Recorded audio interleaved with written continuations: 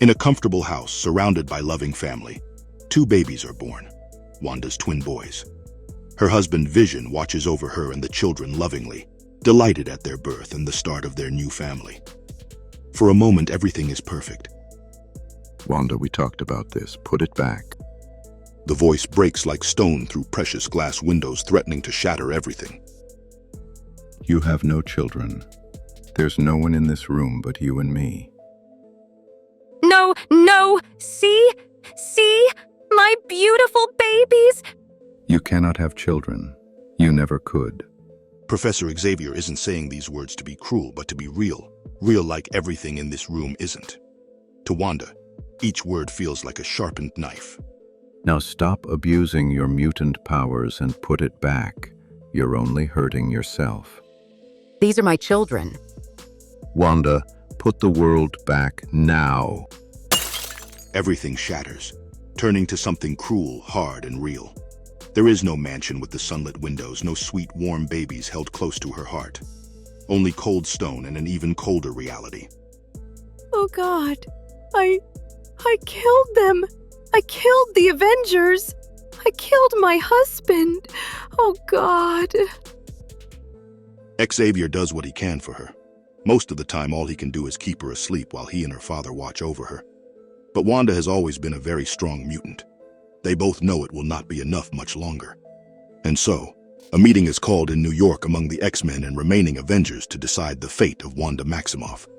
Quicksilver rushes back to the remains of Genosha where his sister sleeps fitfully. What are you doing here, Pietro? They are going to kill her. What? What is there to say? Put her down. Emma's words are cold and final. But several no's echo through the meeting room, Spider-Man and Captain America's among them. Doctor Strange and Xavier both admit that there is nothing more they can do to help or stop Wanda, should her powers grow even stronger. They don't wish to kill her, but at the moment, they see no other option. Finally, the group comes to a half agreement. Wanda was once their friend. If they can talk to her, determine what she herself would want, maybe it would make their impossible decision easier. But when they arrive at her room, Wanda isn't there, neither Magneto nor Pietro, and no sign of them visually, psychically, or even via magic. As they search the abandoned city, Xavier vanishes from their group without warning. In fact, everything seems off here, as if everyone is just a little misaligned, a few pages off from one another. Until Spider-Man alone climbs the steps of a central Genosha building where a blazing light grows brighter and brighter until it blinds him completely. Peter Parker wakes up in a warm bed in a comfortable room. A baby is crying. Peter, it's your turn. Gwen reminds him from her side of the bed where she's stolen all the covers. Peter gets up to go comfort his crying child. Over in Hartford, Connecticut, Scott Summers makes his wife, Emma, breakfast. Over in Ohio, Miss Pride tries to calm her wild classroom long enough to get a history lesson in. Okay, let's get into it. Who was the first mutant? And don't say Moses or Jesus. I'm talking officially. Who was the first mutant? Was it Prince Namor? Kitty is proud of her students. That same morning, renowned although human, psychologist Stephen Strange meets with a man named Robert, who has been having disturbing visions of reality falling apart. On this morning, Wolverine wakes up screaming from one of his recurring nightmares. He's even more on edge when he finds a beautiful redhead crouching over him seductively. He grabs her by the front of her loose top. The hell is this? James! What is this? There is fear and confusion in her eyes, so he lets her go. Her skin turns from Caucasian pale to blue as Mystique takes her natural form, coughing. You didn't mind last night. It's your redhead fetish. God, the hell is wrong with you today? Wolverine takes to the hallways where mutants in clean, strapped uniforms greet him familiarly. Nothing feels right. He bursts up a set of metal stairs and out into the open air where he finds himself standing on a helicarrier, the center of an array of robotics and aircraft flying high above the city. Each craft bears an unfamiliar flag. He remembers everything, every fight, every ally. He remembers Wanda Maximoff. Let's just grab Xavier and get out of here. What? James, are you okay? Because I think you owe me one hell of a... I remember. My whole life, everything. What are you talking about? What did we do yesterday? What, metaphorically? Yesterday, what did we do? The mission was successful. Don't... Is this about the casualties? That's not like you. Don't beat yourself up about it. They were just a bunch of human grunts. What happened in Genosha? I don't know. I haven't seen a paper. What happened? Is Lord Magnus okay? Wolverine remembers. Something in the shadows. Oh my God, Xavier. While Mystique is still trying to calm him down, Wolverine jumps over the railing of the helicarrier. The landing hurts like hell, but now, as he claws his way painfully over the rooftop's edge, he has a good view of the city. Mutants fly about and show their powers openly to the world. They're featured on sparkling advertisements and television screens. People with powers being celebrated everywhere. No, not just celebrated. Normalized as a way of life, and there were thousands upon thousands. Millions even. Wolverine grabs a paper and steals a bike, riding through this strange reality toward Westchester. But he finds nothing familiar, and no sign of Xavier. He tries the old-fashioned phone book method. He searches by name, by city, but he still cannot find Xavier.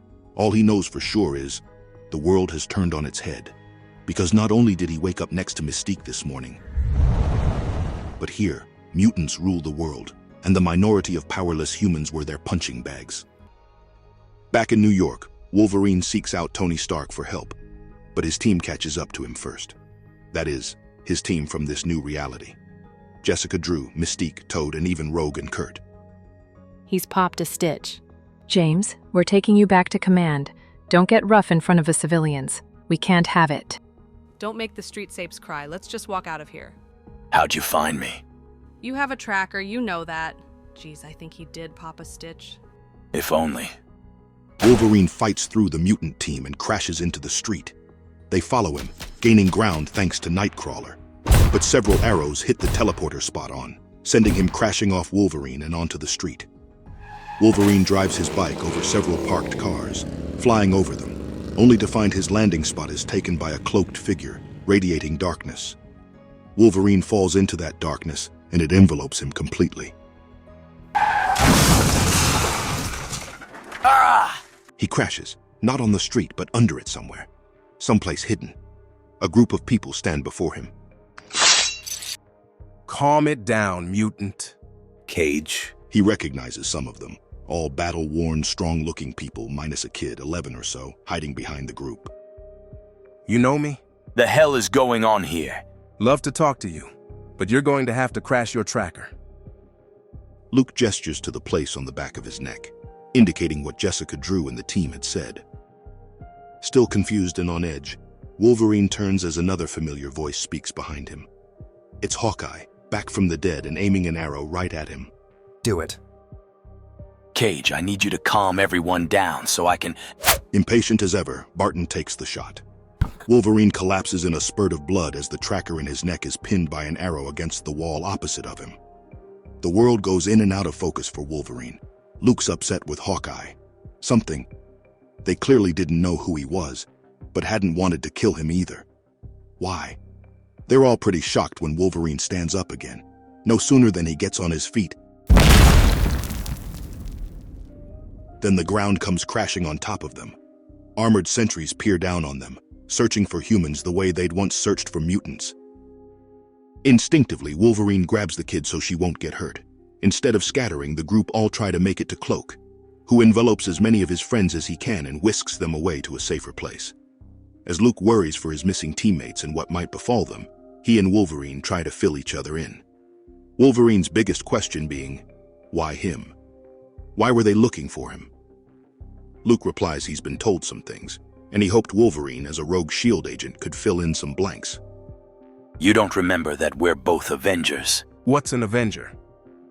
So Wolverine tells them about Wanda going mad, killing the Avengers, Hawkeye included. He tells them about waking up in a world that isn't his own, a world where Magneto and his kids rule the place. His story takes the gang aback. Wanda, in this world, is the human child of the mighty Eric Magnus, with no mutant gift to speak of. Shockingly, Luke Cage, leader of this small sapien group of fighters, believes him. Because Luke has been shown another reality, a reality that involves him, a wife, and a baby on the way.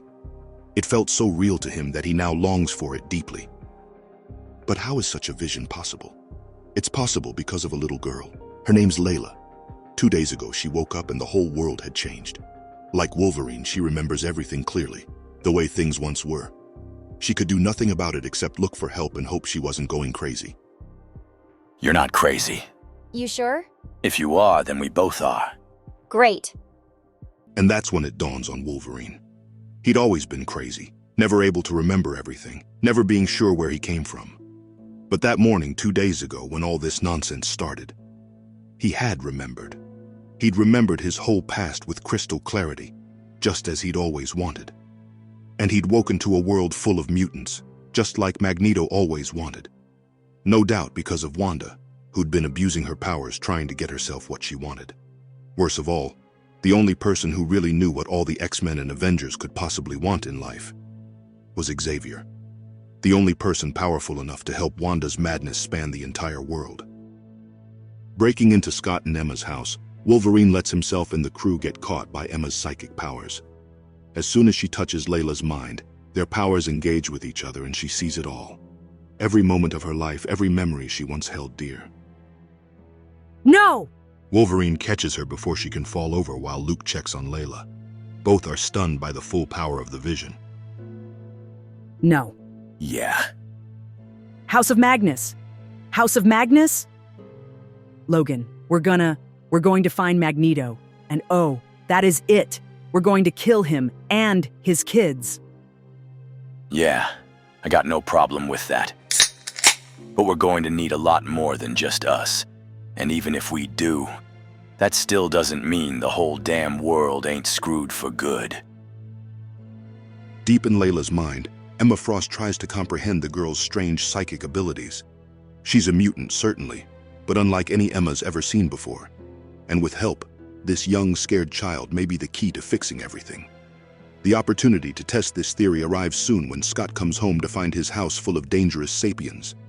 Emma helps Layla focus her powers right into Scott's mind, and he too sees everything he's forgotten. Once he's finished puking his guts out all over their living room, he joins the team on the hunt to track down everyone else. These are his X-Men after all, even if he hadn't remembered them, even if he failed to keep them safe.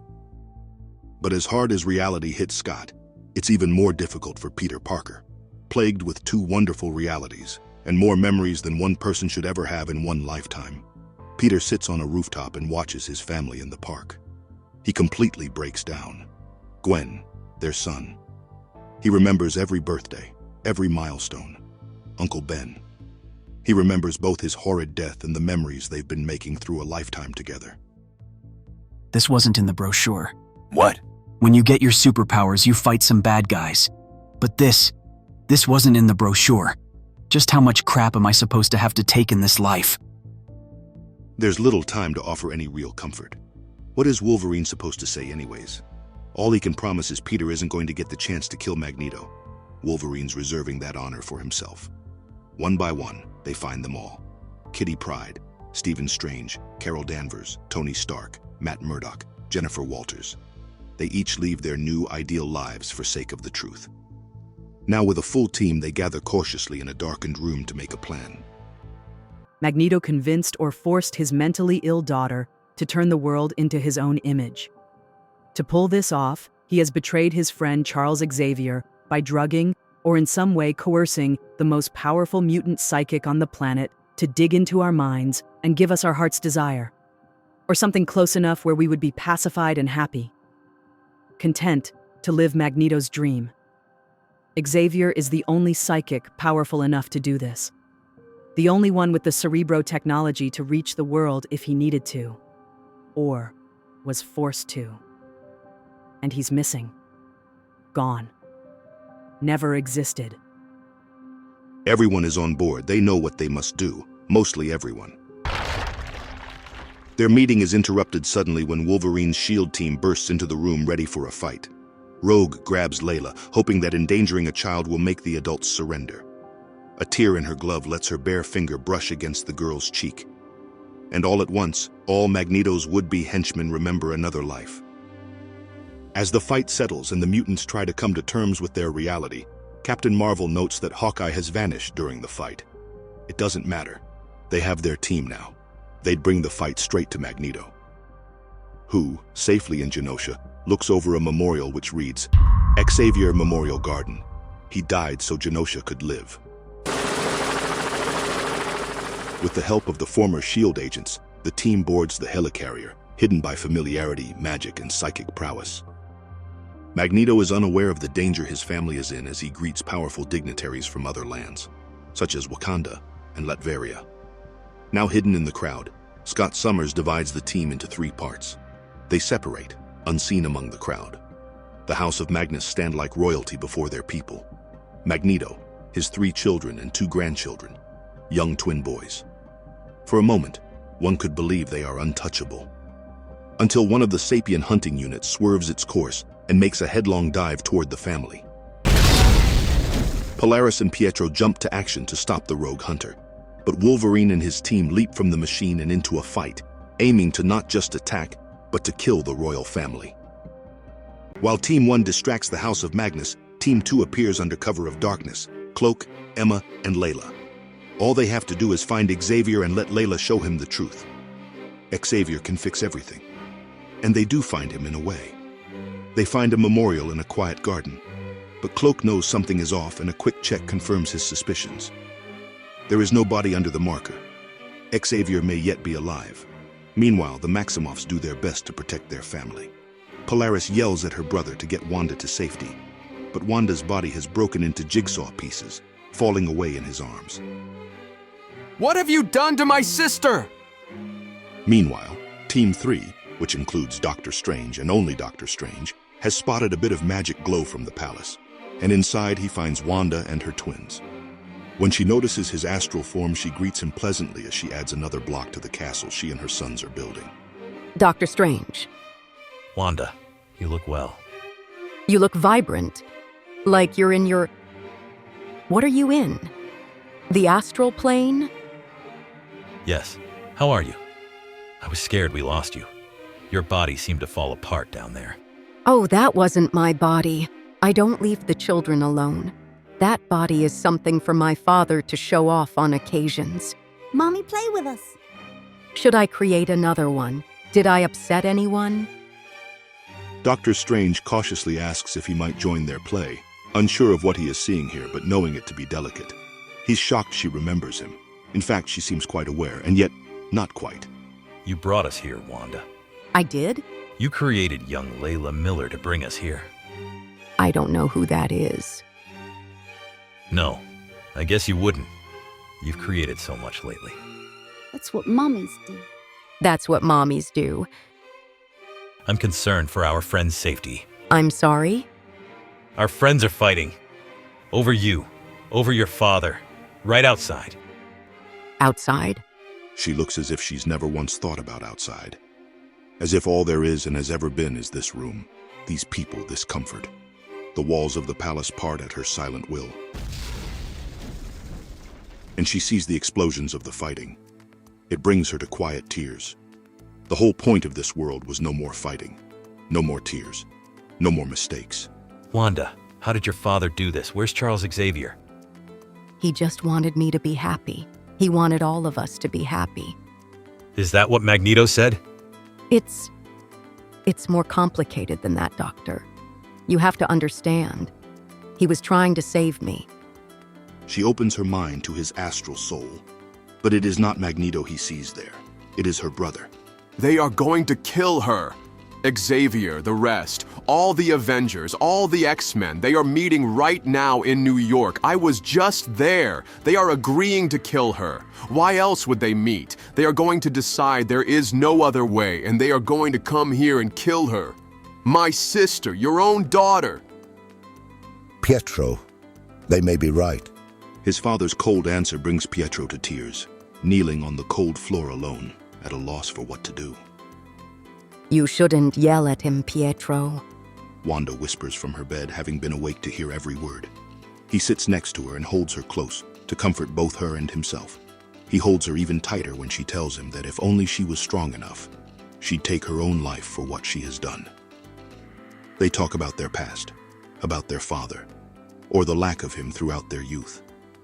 They talk about how the Avengers had finally felt like family. I would do anything to take it back. You could. What?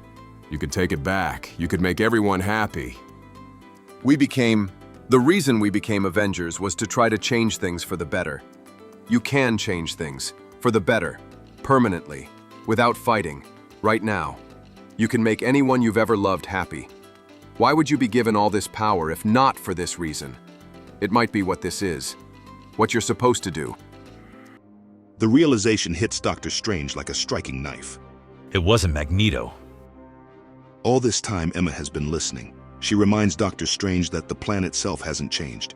They have to find out what they did with Xavier. Tension rises in the room as the twins feel the shift in their mother's mood, her sadness, her regrets. Wanda, where is Charles? An arrow hits Wanda from behind. Mommy? Emma feels it all, and is shocked when Magneto himself walks up on her and Layla. He's hurt and angry and ready to crush them in a moment. Who are you? And why are you bothering my family? Layla's power reacts defensively. Meanwhile, the arrow through Wanda's back breaks apart, harmless, bending to her will just as the whole world has. But the twins are still scared. One hugs her tightly and the other stands between her and Hawkeye to protect her. Are you mad at me? Am I mad at you? For killing me, you mean? Mad just don't seem to cover it. We were friends, Wanda. Teammates. I truly loved you. I'd kill for you.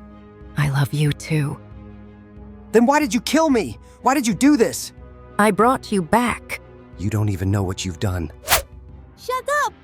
Hawkeye falls into pieces, disappearing from the reality Wanda had put him in. She clings to her children, desperately trying not to fall apart herself. Outside is breaking too. Pietro strikes the Avengers and X-Men in quick moves beyond sight. For a moment, he seems unstoppable, but he isn't. Magneto faces his son down, anger burning in his eyes. What have you done in my name, boy? You were going to let them kill her. You used her and you used me. I would never have allowed this. Magneto gathers the broken metal around Genosha and slams it into Pietro.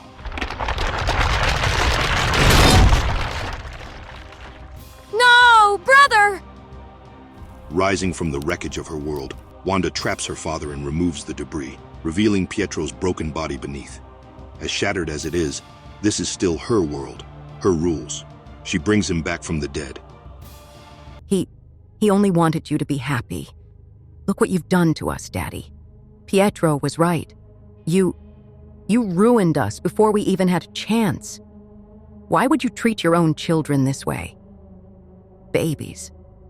Why? Because you actually think you're better than everyone else. The arrogance of you. You think because we're mutants, we're better than them.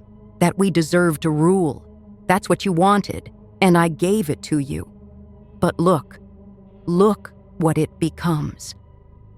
She's spitting the words now between her tears. Even when you get what you want, you're still this horrible man. We're not the next step. We're not gods. We're freaks. Look at us, Daddy. We're freaks. Mutants. You chose this over us and you ruined us. Daddy? Oh no.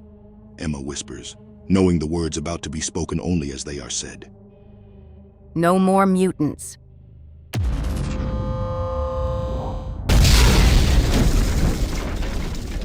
The world flares in brilliant, blinding light and engulfs everything. Early in the morning, Layla Miller wakes up in her bedroom. The walls are covered in superhero posters, X-Men and the Avengers. Her mother calls her to get ready for school. Over in Avenger Tower, Peter wakes up next to Mary Jane. As he leaves the room, his eyes fill with tears at the life and family that he'll never see again. And over at Xavier's school, Emma Frost wakes up to the screams of her students. They hold each other in tears. They hug themselves, vulnerable and afraid. Kitty looks at Emma tearfully. No more mutants. She said no more mutants. With desperation, Emma turns to Cerebro for help. Please no, please no. What had once been thousands, even a million bright lights, the mutants of the world, were now down to a handful, like a sky without stars. Even Magneto himself is left powerless. There are only 198 mutants left. I tried to stop her. I tried. And still no sign of Xavier. While every channel covers the shocking event of the mutants suddenly losing their powers, few people remember the House of Magnus. And somewhere far from the Avengers, far from the X-Men, and far from the desolation of Genosha, a woman in a red hood walks the market streets of a little village. Here, she is unremarkable. Here there is no fighting, only peace. But some have to wonder, with no more mutants in the world, where did all that power go?